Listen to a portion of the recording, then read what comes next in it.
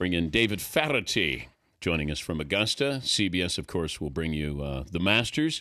And his Golf Channel hit, the original series, David Feherty, returns Monday. Ken Venturi, among the other guests, included Samuel L. Jackson, Annika Sorenstam, Gary McCord. Sit down with former President Bill Clinton. The series airs Monday nights at 10 Eastern, and David joins us now. Can you give me a weather update there, David? What's that? Can you give me a weather update? The weather looks absolutely perfect. It couldn't be better at the minute. It's not particularly humid, bright blue sky, not a cloud. So I think we're doomed. Yeah, I thought that it's supposed to have rain maybe, if not today, tomorrow. Does that sound right? Yeah, it sounds like what was predicted, but, you know, Dan, I thought I had the only job that you could be wrong most of the time and still get paid. But weather forecasters, you know, beats me. It takes them 10 minutes to tell you what the weather was like today, you know, and, I mean, I was here today. Why wouldn't I notice? And if I wasn't here, why would I care? I want to know some etiquette here for those who haven't been to Augusta. As a fan, are you allowed to smoke cigars or cigarettes on the course? I don't think so. No. Sir, I don't think I've ever seen anyone. No, I'd say no. All right. Are you allowed to bring a cell phone? I think it can be in your possession, but it certainly can't be on. Am I allowed to bring a camera? Negatory. Okay. And I also said that the food is moderately priced. When you think of Augusta, you probably think you're going to get price gouged, but the food is actually reasonable. Beers are reasonably priced. Right? They're better than reasonable. They're extremely inexpensive, especially in comparison to other, golf tournaments or major championships. I mean, Augusta is extraordinarily good value. That's all. That's the only reason why I wanted to have you on, David. So thanks for joining us. Oh, you're very welcome. Here's my long shot, although I don't know what you think about this. It's easy to pick Rory or Tiger or Phil.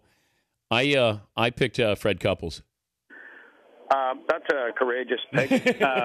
He played extraordinarily well 4 years ago, maybe. And you know, if he'd been able to get it in the hole from 3 or 4 or 5 feet, he certainly would have won. You know, he has the game. Without question, you know, to play Augusta well and to win this event. But at his age, you know, the old nerves. And Freddie is one of those players that looks relaxed, Danny. Yeah. But he's actually a box of frogs. If you look at all the twitches and the, you know, pulling the clothing and getting comfortable, that sort of thing, you know, he's actually pretty jumped up out there. My dark horse would be Sergio. Oh. And, you know, he may not be that dark. He's one of those players that, he doesn't have a stellar record here, but I just have a feeling that he's going to have a great year. And, if you're going to have a great year, you might as well start now. How much motivation do you think Tiger has with Hank Haney's book, The Big Miss, coming out? Does that factor in with Tiger going into something like this? I'm not sure that that's part of his motivation, and I'm not sure that he could have any more than he does. This is the tournament that lights his fire. He wants to win this one more than any other. It's a special place for him. And even in the past 3 or 4 years, you know, where he hasn't played well, he always seems to get himself into contention. And when he's out of contention, he miraculously gets himself back in. He just has a strength of will and a desire to do well here that I don't think is recreated anywhere else. And you look at him with winning at Bay Hill. Phil played well in Houston. You got Rory. But if you're looking for that ideal final 2 grouping for CBS on Sunday, who do you got? Wow. Well, you got Tiger and Phil. Sergio and McIlroy would be a dream.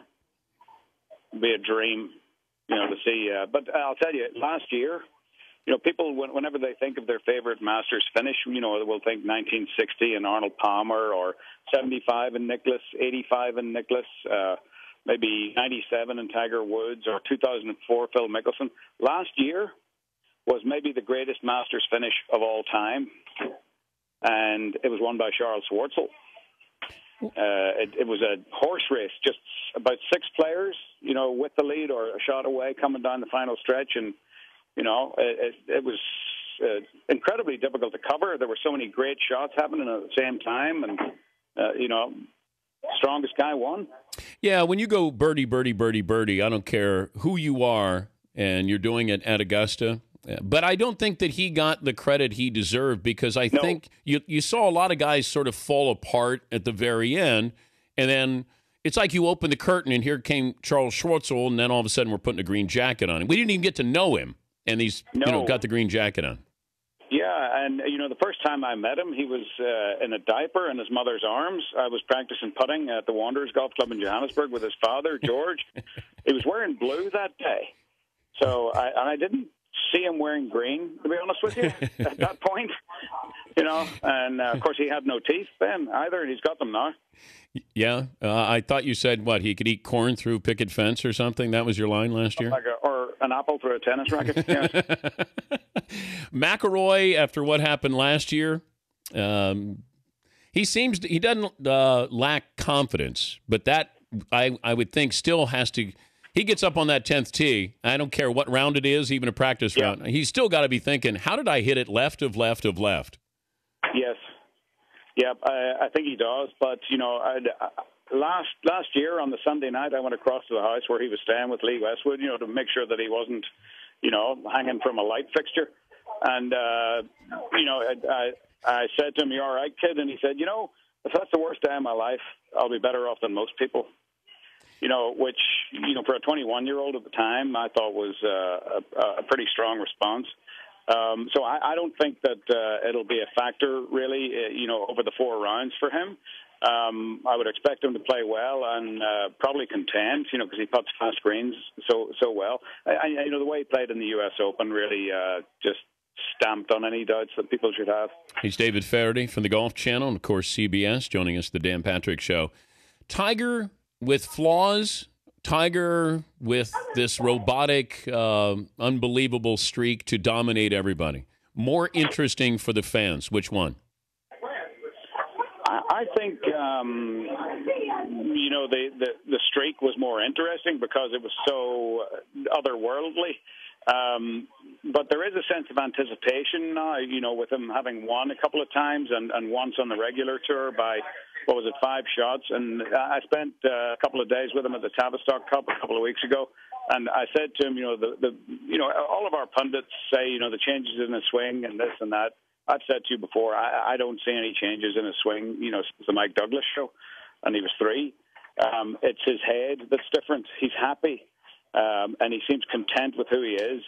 And I mentioned that to him, and he said, thanks. You're the first person that's actually noticed that. I'm actually more comfortable in my own skin, and I feel good. So, and people have forgotten what it's like when he plays well. Dan, when he plays well, nobody else wins. Nobody. Well, I think it'd be an interesting press conference if Tiger won. I don't know if it would be contentious. He would be, I told you so. He'd have that big, Cheshire cat grin on.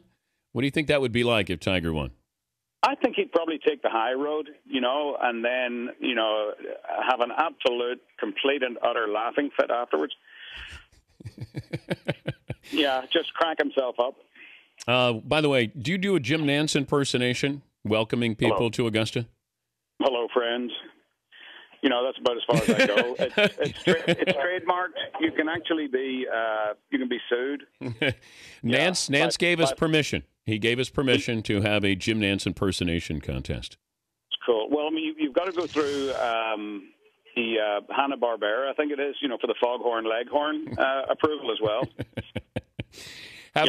Have fun this weekend. We'll talk to you on Monday. Thanks, Dan. Hi, buddy. David Feherty, of course, the Golf Channel and his show Feherty. It returns Monday night. Ken Venturi on there. Samuel Jackson, Annika Sorenstam, Gary McCord, former President Bill Clinton. Monday nights, 10 Eastern on the Golf Channel.